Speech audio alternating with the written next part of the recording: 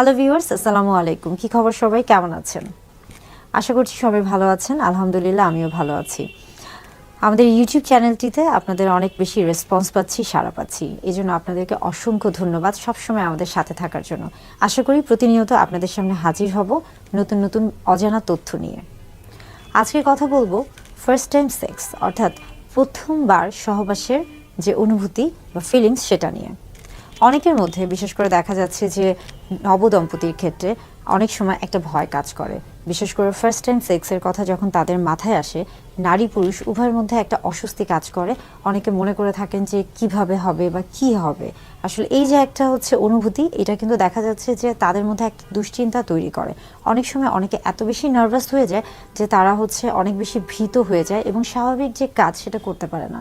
অথচ সেক্স কিন্তু আমাদের জীবনে খুবই স্বাভাবিক এবং গুরুত্বপূর্ণ একটি বিষয়। এটা মূলত নির্ভর করছে বিশেষ করে যারা প্রথমবারে সহবাসের ক্ষেত্রে জড়িয়ে যাচ্ছেন বা প্রথমবার সহবাস যারা করতে যাচ্ছেন, তাদেরকে বেশ কিছু জিনিস মাথায় রাখতে হবে। যে প্রথমবার সহবাসের ক্ষেত্রে কিন্তু বিষয়টা নিয়ে কখনোই অতিরিক্ত চিন্তা করা যাবে না যে আসলে কি হবে বা কি হবে না, বা কোনটার পর কি হবে বা আমি কিভাবে কি করব, প্রসেস, এই যে স্টেপ বাই স্টেপ চিন্তা করা, এই যে অতিরিক্ত চিন্তা, এটা কিন্তু অনেক সময় দুশ্চিন্তার কারণ হয়ে যায়। তাই এই বিষয়টা নিয়ে কিন্তু অতিরিক্ত চিন্তা বা দুশ্চিন্তা করা যাবে না, এটাকে খুবই স্বাভাবিকভাবে নিতে হবে। এবং পুরুষদের ক্ষেত্রে একটা টেন্ডেন্সি রয়েছে, অনেকে মনে করে থাকেন যে প্রথমবার সহবাসের ক্ষেত্রে স্ত্রীদের, অর্থাৎ তাদের ক্ষেত্রে একটা সতীত্ব প্রমাণের একটা বিষয় চলে আসে। বিশেষ করে অনেকের মাথায় থাকে যে প্রথমবার সহবাসের ক্ষেত্রে স্ত্রীদের হাইমেন বা যে যোনিপথের যে পর্দাটি রয়েছে সেটা হয়তো বা ছিঁড়ে যাবে, বা সেটা হয়তো বা সেখান থেকে অনেক বেশি ব্লিডিং হবে বা রক্তপাত হবে। এই যে একটা ভ্রান্ত ধারণা, এটা কিন্তু অনেকের মধ্যেই রয়েছে। তো মূলত দেখা যায় যে প্রথমবার সহবাসের ক্ষেত্রেই কিন্তু বেশিরভাগের ক্ষেত্রেই কিন্তু এই যে হাইমেন ছিঁড়ে যাওয়া বা ভার্জিনিটি লস হয়ে যাওয়া, এই যে শব্দগুলো রয়েছে, এই জিনিসটা আসলে প্রযোজ্য নয়।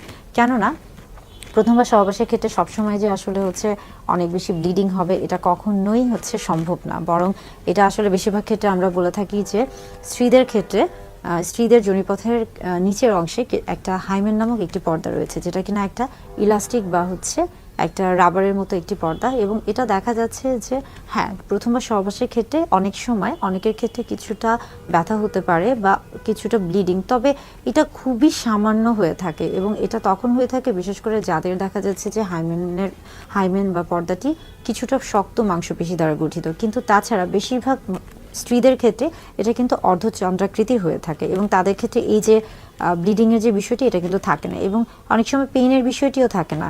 তাই সবার ক্ষেত্রেই যে প্রথমবার সহবাসের ক্ষেত্রে, বিশেষ করে নারীদের ক্ষেত্রে প্রথমবার সহবাসের ক্ষেত্রে প্রত্যেকবারই বা প্রথমবার যে অনেক বেশি রক্তপাত হবে এবং ব্যথা হবে, বা এই যে হাইমেন ছিঁড়ে যাওয়ার যে একটা ব্যাপার থাকে, এগুলো কিন্তু সঠিক নয়। আবার পুরুষদের ক্ষেত্রেও দেখা যাচ্ছে যে পুরুষরা অনেক সময় ভয়ে থাকেন যে তিনি পারবেন কি না, বা কিভাবে কি করবেন, বা কোথায় তিনি পেনিট্রেশন করবেন, এই যে বিষয়গুলো, এই প্রত্যেকটা জিনিস কিন্তু আসলে নারী পুরুষ উভয়ের ক্ষেত্রে জানতে হবে। বিশেষ করে দেখা যাচ্ছে যে প্রত্যেকেরই, নারী পুরুষ উভয়ের ক্ষেত্রে সহবাসের পূর্বে আসলে পুরুষ এবং স্ত্রী প্রজননতন্ত্র বা বাহ্যিক প্রজননতন্ত্র এবং জননাঙ্গ, এই বিষয়গুলি সম্পর্কে একটা সম্যক বা একটা ভালো ধারণা থাকতে হবে। আমার কাছে এমনও অনেক রুগী এসেছে যারা নব দম্পতি বা বিবাহিত দম্পতি, অথচ তারা জানেই না যে কিভাবে সহবাস করতে হবে, বা এই যে পেনিট্রেশনের বিষয়টি, এটা তারা জানে না। তো এই বিষয়গুলো সম্পর্কে আসলে ধারণা থাকা উচিত। আর প্রথমবার সহবাসের ক্ষেত্রে সবসময় বলে থাকি যে আসলে সেক্সুয়াল এডুকেশন বা সেক্স এডুকেশনটা সবসময় দরকার। তা না হলে শুধুমাত্র সহবাসের ক্ষেত্রেই নয়, সহবাসের পরে যে বিভিন্ন রকমের বা সহবাসের ফলে যে বিভিন্ন ধরনের যৌনবাহিত রোগে আক্রান্ত হতে পারে, এই প্রত্যেকটা জিনিসই আসলে প্রত্যেকের জানা উচিত। এবং এগুলো সম্পর্কে এগুলো থেকে একজন যেন ভালো থাকতে পারে, সুস্থ থাকতে পারে, তাই প্রত্যেকেরই কিন্তু সেক্সুয়াল এডুকেশনটা অত্যন্ত গুরুত্বপূর্ণ।